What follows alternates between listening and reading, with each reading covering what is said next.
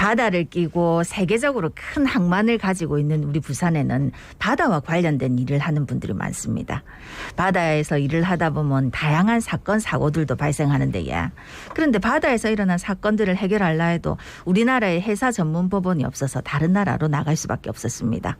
그러니까 우리나라에 해사 법원이 필요하다 하는 이야기를 많이 해왔는데 이번에 윤 대통령 당선자가 공약으로 내면서 요거 유치할 수 있을지 기대를 하고 있는데 관련해서 이야기 나눠보겠습니다. 예, 부산 변호사협회 해사법원 설치 추진 특별위원회 김용민 위원장 안녕하십니까? 안녕하십니까? 예, 어서 오십시오. 안녕하세요. 굉장히 기네요. 해추위라고 불러주시면 네, 예, 해추위. 예. 그 윤석열 20대 대통령 당선인이 사법공약 1호로 전문 법원 강화를 내걸었습니다. 이게 이제 해사 전문 법원이 생길 수도 있는 길이 좀 열리지 않을까. 근데 해사 전문 법원에 대해서 잘 모르시는 분들을 위해서 어떤 곳입니까? 네, 그 해사법원은 선박, 해양과 관련된 각종 사건을 전문적으로 처리하는 그 특수 법원입니다. 예. 쉽게 설명드리면 가사 사건을 전문으로 하는 그 법원이 가정법원이고 예. 행정소송을 전문으로 처리하는 법원이 행정법원인 것처럼 그렇게 이제 비교를 하시면 좀 이해가 더 쉽게 될 듯합니다. 예. 예. 이 해사 전문 법원이 우리나라에 필요한 이유 뭐가 있을까요?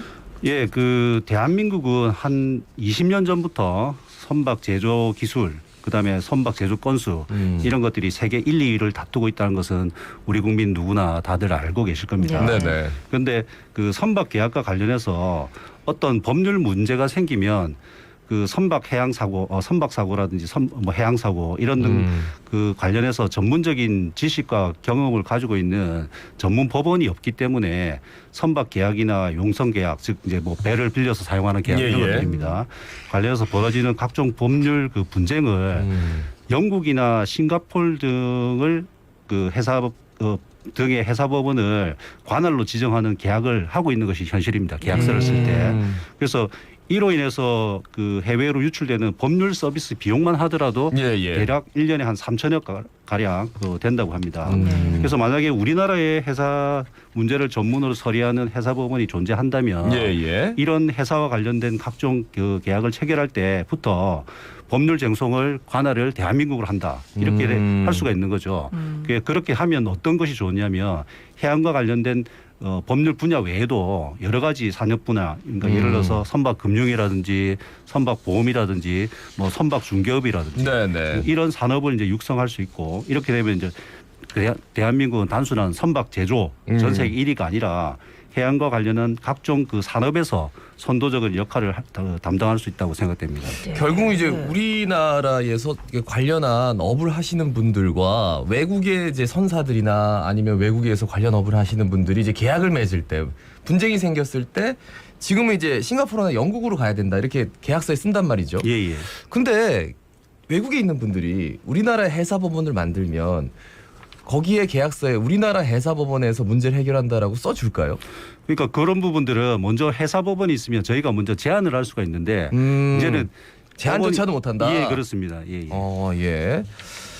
그러면은 저 지금까지 해상에서 벌어진 각종 사건들 해결하려면 어떻게 진행이 된 거죠? 예, 지금까지는 우리나라에 해사 전문 법원이 없었기 때문에 뭐 국내에서 진행되는 해사와 관련된 각종 그 법률 분쟁 중에 민사적인 사건은 일반 민사법정에서 그다음에 형사 사건은 일반 형사법정 또는 행정 그 사건은 행정법원이나 법원의 행정부에서 처리를 했습니다. 그래서 이제 전문성이 이제 보장이 되지 않기 때문에 외국 선사나 또는 법률 수요자 입장에서 봤을 때는 그 전문성이 있는 해사법원이 있는 그 영국이나 싱가포르 또는 뭐 가까운 중국 이런 곳에 해사 문쟁을 관할을 이제 사건을 주로 이제 처리를 하고 있는 그런 실정이었습니다. 뭐 앞서도 조금 언급은 해주셨지만 해외로 가서 이 뭐 민사, 행정, 국제 분쟁하는 이 비용도 사실 좀 만만치 않을 것 같은데요.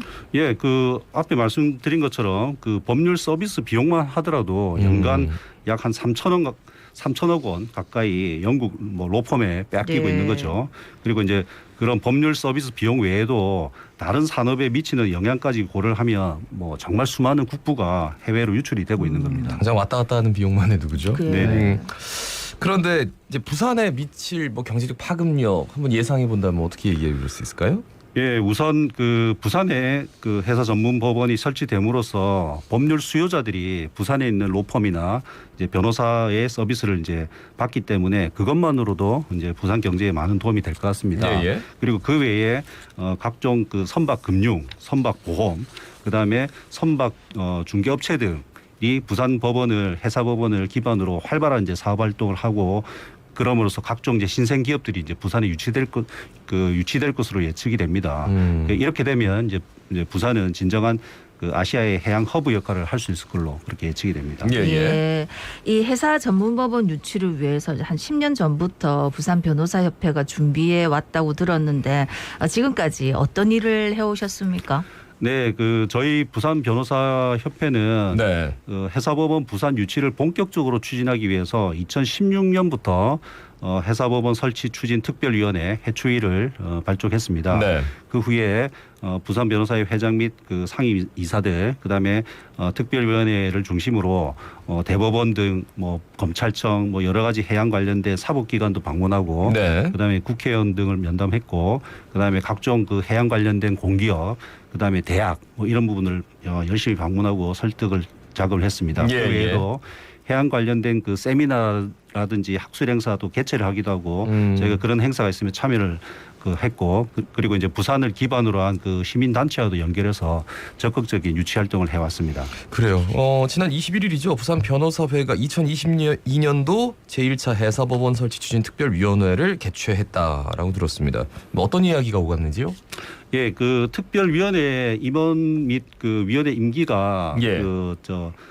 올해 1월로 만료가 되었습니다. 그래서 2월에 그 위원을 이제 개편을 했기 때문에 예. 이번에는 1차 회의 때는 그 부위원장 그다음에 간사 2명을 선임했고 그다음에 부수적으로는 2년의 임기 동안 향후에 어떻게 저희가 활동할 것인가에 대한 예. 큰 그림을 좀 이제 그려보는 그런 논의를 했습니다. 예. 그리고 또 지난해 이제 부산시가 발주한 해사법원 부산 설립 타당성 용역도 이제 마무리 단계에 접어들었다고 하던데 이 결과에 따라서 좀 긍정적으로 검토를 해볼 수 있겠지요?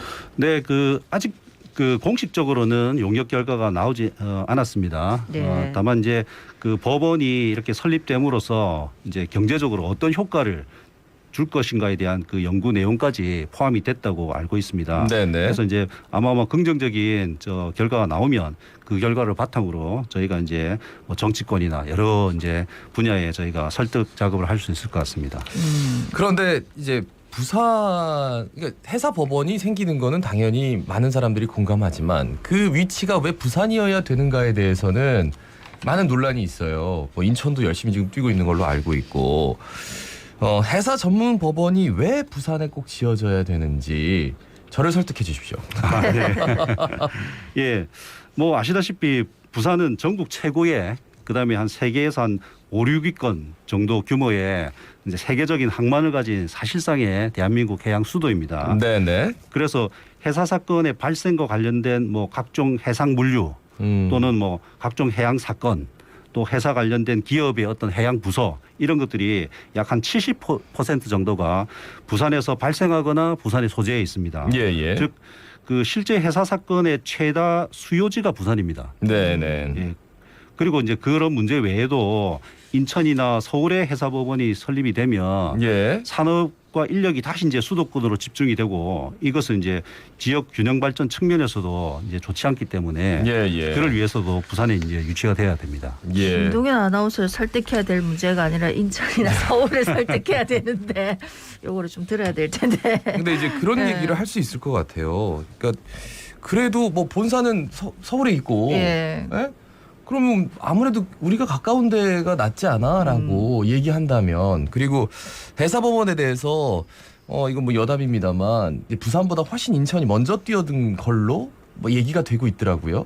거기에 대해서 어떤 말씀해 주시겠습니까? 예, 뭐 아까 제가 말씀드렸다시피 뭐 예를 들어서 뭐 해양 사건과 관련돼서 예. 뭐 울산이나 부산에서 뭐 해양 뭐 예를 들어서 한 3, 4년 전인가요? 네. 그때 이제 그 러시아 선박이 그 광안대교를 들이받는 네네, 그 사고가 있었지. 있었죠. 네네. 예, 그에 관련돼서 이제 만약에 해사법원이 서울이나 인천에 있다면 현장 검증을 할 때 판사님들이 부산까지 와서 이런 부분을 감정해야 되는데 아무래도 거리가 멀다 보면 뭐 이런 부분에 있어서 근데 반대로 여쭤보면 예예. 만약 인천에서 인천에서 비슷한 사고가 맞습니다. 났다면 근데 그쵸, 제가 부산에 있을 때 거기 가야 되지 않느냐 이렇게 얘기하면요. 그런데 예. 대부분의 해양 사건이 한 70% 이런 예. 것들이 부산에서 또 많이 일어난다는 거죠. 왜냐하면 네. 항만이 그만큼 많이 더 종사하고 그렇습니다. 더 규모도 때문에. 크고 예예예. 그러니까 여기서 가장 많이 그 일이 있을 텐데 예예. 그러니까 뭐 접근성 이런 얘기를 하는데 그렇게 따지면 부산이 훨씬 낫다는 거죠. 낫다 예, 이렇게 그렇습니다. 얘기할 수 있겠네. 음. 근데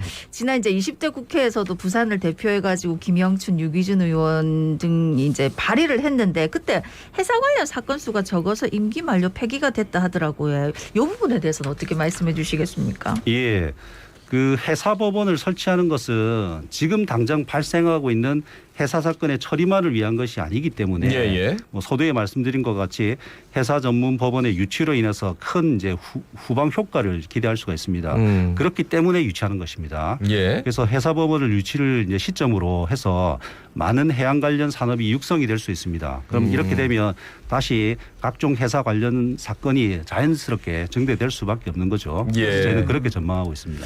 그 법률 서비스 시장에 대한 얘기도 안 할 수가 없어요. 왜냐하면 변호사분들이 다 전문 분야가 있잖아요. 네. 뭐 국제 분쟁도 있고 또 민사도 있고 많은데 그 해사 법원을 유치하려면 그러면 법률 서비스에 그에 맞는 이제 전문가적인 그 소양이 좀 필요할 것 같은데 변호사분들이 좀 전문적인 소양을 많이 갖고 있는 분이 계신지 그것도 여쭤보고 싶네요. 예, 일단 뭐 부산만 하더라도 일단 해양대학교가 있습니다. 네네. 그래서 지금 그 로스쿨이 이제 한 12년 전부터 시작이 됐기 때문에 지금 현재 해양대 출신 변호사님들이 많이 계십니다. 네. 부산에서 활동을 하고 계시고. 네네. 부산에 그리고 이제 부산에 해양 사건을 전문으로 하는 로펌들이 적어도 한 2곳, 3곳 정도가 있습니다. 예. 그래서 그 뭐 다른 지역보다는 충분한 현재 상황만 하더라도 기반이 되어 있는 것 같고 그다음에 법원이 부산에 유치가 되면은 더더욱 많은 이제 로펌이나 변호사님들이 해양 사건을 전문으로 하기 위해서 좀 많이 뛰어들겠죠. 네네. 네. 뭐 그동안에도 저희 시간에도 많이 다루긴 했지만 해사법원이 필요하다. 또 특히 부산에 유치가 돼야 된다 하는 부분에 있어서는 이제 많은 분들이 공감을 하실 것 같은데 이 해사 전문법원과 관련해서 또 지자체와 정부에서 또 해줘야 될 게 있을 것 같거든요. 어떤 점이 바라는 점이 있습니까? 예, 해사법원은 그 실제 해사 사건의 최다 발생지, 네네. 현장에 가까운 곳에 설치가 돼야 됩니다. 음. 그리고 대한민국의 해양 경쟁력을 크게 강화할 수 있는 그 해사법원을 부산에 유치함으로써 세계적인 그 항만 신설과 연계해서 네네. 큰 시너지 효과를 얻을 수 있을 것 같습니다. 그리고 이런 것들이 국토의 균형 발전 측면에서도 부산이 이제 선택이 돼야 되겠죠. 그래서 저희가 드리고 싶은 말씀은 이것은 이제 정치 문제가 아닙니다. 그래서 대한민국의 산업, 경제, 그다음에 국토 균형 발전에는 큰 이제 대한민국이 직면한 그 현실에 관련된 문제이기 때문에 그 여야를 떠나서 조속히 부산 유치를 결정해 주실 필요가 있다고 말씀드리겠습니다. 네. 네. 그래서 시간을 더 지체를 하면 더 많은 정치적 논쟁이나 갈등이 생겨나고 그래서 해사법원을 대한민국에 설치해야 된다는 것은 다들 동의하시는데 이런 갈등 때문에 더 늦어지면 결국 이로 인해서 저 아까 제가 말씀드린 여러 가지 효과가 이제 지연이 될 수 있다는 것이죠. 예. 그러면 이제 뭐 옛날에 가덕신공항 유치전이 갑자기 떠올라가지고 네. 너무 과열되면 안 되겠다. 네, 신공항 네. 유치. 그래서 그 해사법원 유치를 위해서 앞으로 어떻게 할 계획인지 그것도 여쭙고 싶습니다.